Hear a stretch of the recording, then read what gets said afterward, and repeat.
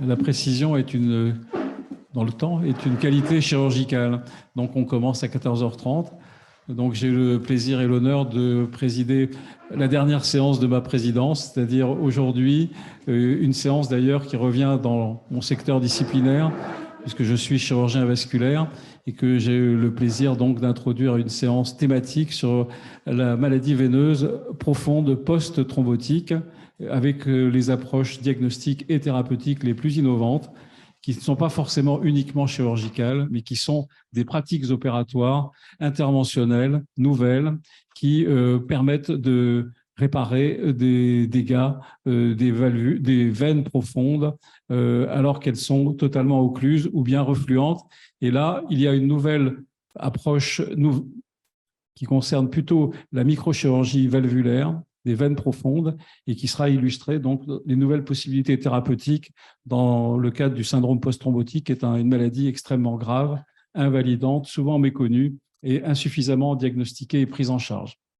Voilà, donc c'est un grand plaisir de présider cette dernière séance en tant que président et en même temps d'annoncer les votes du conseil d'administration de ce matin qui font que le nouveau président de l'Académie, Pascal Richman, qui est dans le fond de la salle, que je vous présente,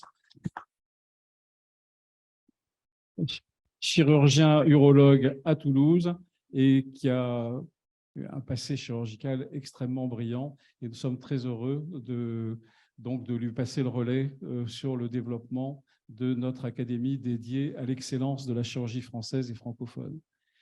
Nous avons également élu notre vice-président, donc qui est peut-être là, je ne le vois pas, il est peut-être Olivier Jardet, chirurgien orthopédiste au CHU d'Amiens, qui donc va assurer la vice-présidence avec Pascal. Et moi, en tant que PAST président, je continuerai à faire partie de l'équipe dirigeante de notre académie. Voilà, monsieur le secrétaire général, qui a été également réélu dans ses fonctions. Bravo.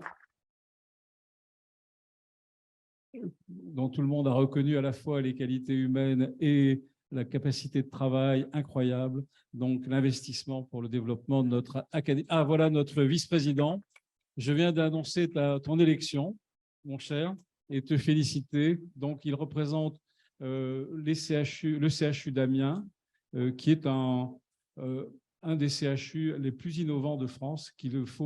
On a eu la chance de faire une séance délocalisée il y a peu de temps, au mois d'octobre, à Amiens, où nous avons pu voir en particulier le développement d'un système de simulation en santé complètement, un système de formation appliqué à l'ensemble des disciplines de la santé et qui est vraiment un exemple du genre unique en France. Donc, on est très heureux de t'avoir comme vice-président. Merci beaucoup. Merci beaucoup, Jean.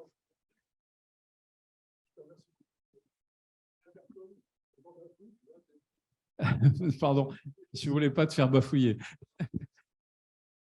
Avec une certaine émotion et je vais te dire merci de votre confiance et je ferai tout pour cette académie que je chéris. Voilà, merci. Merci beaucoup. Nous avons élu également un bibliothécaire archiviste qui est peut-être pas Guillaume Pourchet et notre trésorier qui a été confirmé dans ses fonctions, Philippe Topard, qui est là. Et voilà. Donc, on poursuit notre combat pour le développement de la chirurgie et des pratiques opératoires innovantes. Le secrétaire général, pour les annonces régulières de l'Académie, c'est-à-dire l'annonce, par exemple, du décès d'un de nos collègues. C'est ça. Donc, nous avons appris le décès de Joël Godard, qui était neurochirurgien à Besançon, qui était membre titulaire de l'Académie. Nous avons adressé une annonce. L'enterrement est à 7h actuellement à Besançon.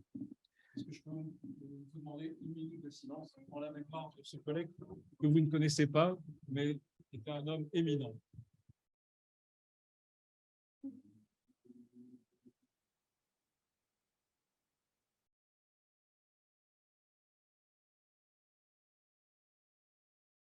Merci. Nous pouvons vous annoncer également le report du règlement européen sur les dispositifs médicaux. Il y avait une grosse problématique d'embouteillage concernant la validation des dispositifs médicaux par le règlement européen. Et sous l'action, entre autres, DM et DMI, et les chirurgiens sont particulièrement concernés, et entre autres, sous l'action des académies de médecine, de pharmacie et de chirurgie, pour lequel nous avons travaillé depuis plusieurs mois. Nous avons alerté la presse, nous avons fait les 2 communiqués, nous avons rencontré le ministre et tout ça. Nous avons pu obtenir un report jusqu'en 2027 et 2028. Enfin, je vous rappelle la journée de cancérologie dédiée au cancer du pancréas qui interviendra au Cordelier le 17 février prochain. C'est un programme de haut niveau, à la fois médical avec les jeunes chercheurs gastro-entérologues et puis chirurgical sur les aspects techniques et prise en charge. Voilà, Monsieur le Président. Merci. Alors, j'ai le plaisir d'accueillir Bernard Launois, qui est un membre éminent.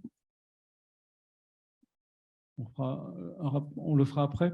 Donc, vous savez, l'attachement que nous avons au développement des relations internationales de l'Académie nationale de chirurgie, et il va nous parler de son expérience de la politique médico-scientifique entre la France et l'Australie.